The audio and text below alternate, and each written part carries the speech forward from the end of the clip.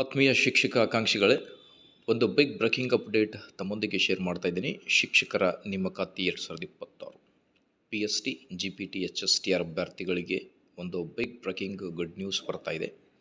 ಕರ್ನಾಟಕ ರಾಜ್ಯಪತ್ರ ವಿಶೇಷ ರಾಜ್ಯಪತ್ರಿಕೆ ನಿನ್ನೆ ಅಷ್ಟೇ ಬಂದಿದ್ದು ತಮಗೂ ಕೂಡ ಗೊತ್ತಿದೆ.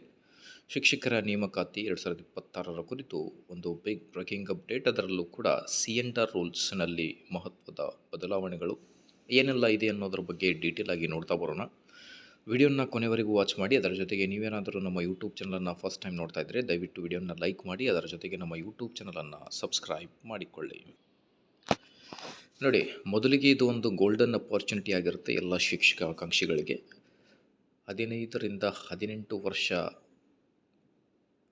ಆದ ನಂತರ ಪಿ ಎಸ್ ಟಿ ಆರ್ ಪ್ರಾಥಮಿಕ ಶಾಲಾ ಶಿಕ್ಷಕರ ನೇಮಕಾತಿ, 12 ವರ್ಷಕ್ಕಿಂತ ಮೇಲ್ಪಟ್ಟು ಈಗ ನಿಯರ್ಲಿ ಅದು ಕೂಡ 12ರಿಂದ 15 ವರ್ಷ ಆದಮೇಲೆ ಎಚ್ ಎಸ್ ಟಿ ಆರ್ ಪ್ರೌಢಶಾಲಾ ಶಿಕ್ಷಕರ ನೇಮಕಾತಿ.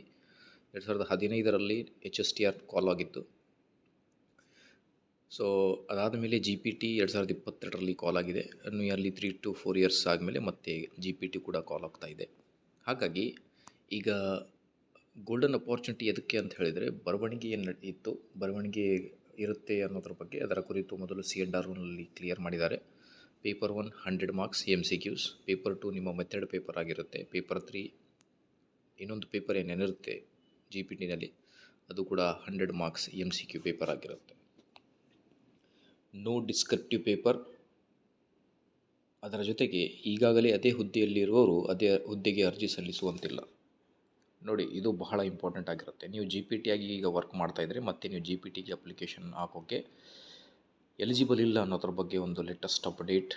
ಪರೀಕ್ಷೆಗೆ ಹೆಚ್ಚು ಸಮಯ ಇರುವುದಿಲ್ಲ. ನೋಟಿಫಿಕೇಷನ್ ಆದಮೇಲೆ ತಕ್ಷಣವೇ ಭಾಳಷ್ಟು ಕಮ್ಮಿ ಟೈಮ್ ಇರುತ್ತೆ. ಈ ಅವಕಾಶವನ್ನು ಸದುಪಯೋಗ ಮಾಡಿಕೊಂಡು ನಿಮ್ಮ ಕನಸಿನ ಹುದ್ದೆಯನ್ನು ಪಡೆಯಿರಿ.